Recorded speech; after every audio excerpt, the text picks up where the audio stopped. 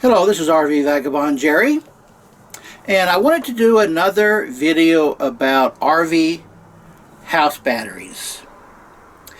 And the house batteries are the batteries that operate nearly all of the functions in an RV, as opposed to the batteries that start your engine.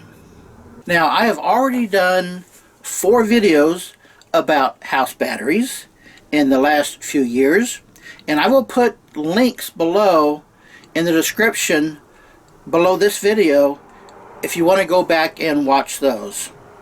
But I did want to do a 5th one now because your house batteries is one of the most important components of an RV, something that you're probably going to be thinking about every day unless you're plugged into outside electricity all the time. Now, there are basically 2 different types of deep cycle house batteries: lead acid and lithium.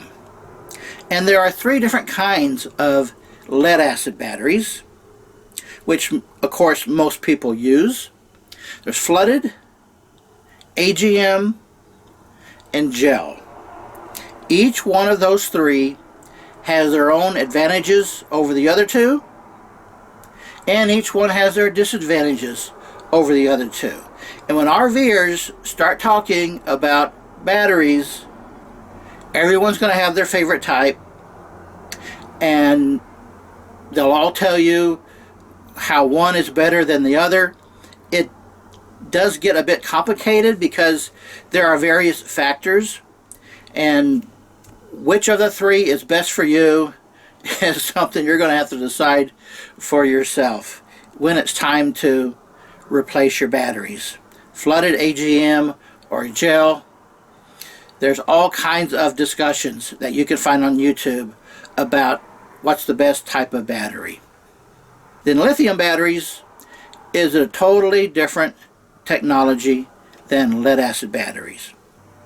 And I got my motorhome right out of the factory in July of 2016 with the flooded lead acid batteries, and those only lasted me a year and a half. Now, there's a good reason for that, because they should have lasted about twice as long.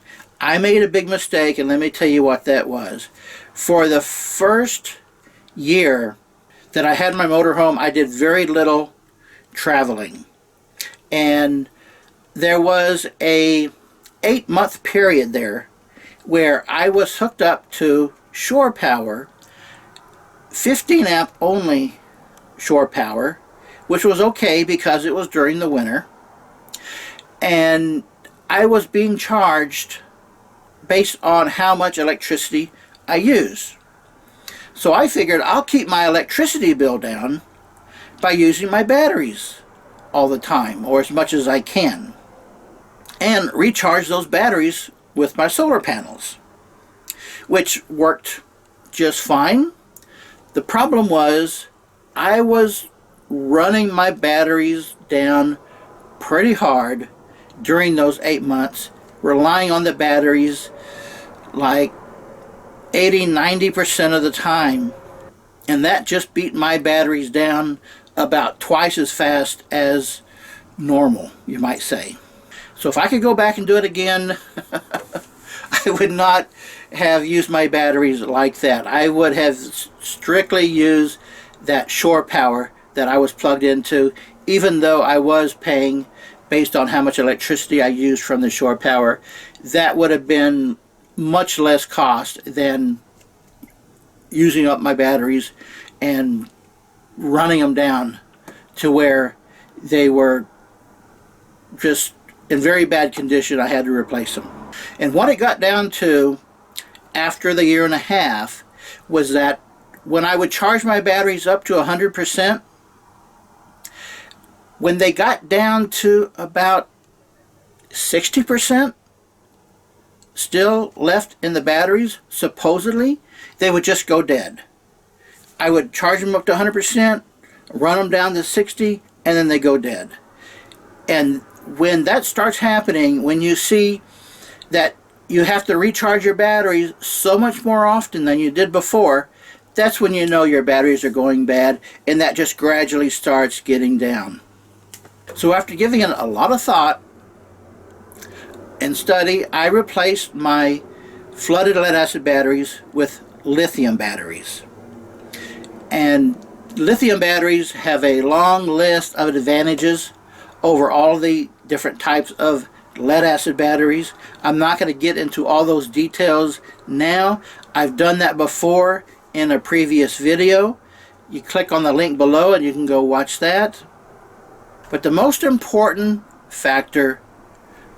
difference between lithium and lead acid is that with lead acid batteries, you pretty much cannot go less than 50% charge level before you have to recharge them. With lead acid batteries, they can go down to 0. You can use them totally from 100% down to 0 before they go dead, and then you recharge them. So for each cycle, lithium batteries will last twice as long as lead acid batteries between each individual recharging. So the most important things to me was two things. Number one, like I just said, with being able to use the full battery rather than just the top 50% of the battery. And number two is that as lead acid batteries start losing their charge level as you use them, the voltage gradually starts reducing. And when the voltage gets down to below 50%, then the voltage is so low that it's very inefficient to use them anymore before recharging. And when you operate equipment with low voltage, that can actually damage some equipment. But with lithium batteries, they maintain a high voltage over 13 volts the entire cycle until it gets down to about 10%. Lithium batteries don't significantly start losing voltage until they get down to around 10%. So those two advantages are the two most important things to me. That's why I decided to go with lithium batteries. Now, people tend to judge the lifespan of a battery in how many years you use them, which is really not a fair judgment at all. It's not about how many years you use your batteries, it's how much you use them, how many cycles they go through. And a cycle is 100% charge level on a battery down to running it down to 0%. That's one cycle. Although it doesn't have to be just one time. You can have it, you're at 75%, run it down to 25, charge it up to 75, run it back down to 25. That's just one cycle. And as for lifespan, lead acid batteries are rated somewhere between 200 and 300 cycles. Some batteries are better than others in different types of lead acid batteries and different qualities in lead acid batteries. 200 to 300 cycles is the range that you can expect them to last before you're just going to have to give up on them and replace them. Now, lithium batteries, their lifespan is in several thousand cycles. And let me give you some figures here. When a lithium battery has gone through about 2,800 cycles, they're still 83% good.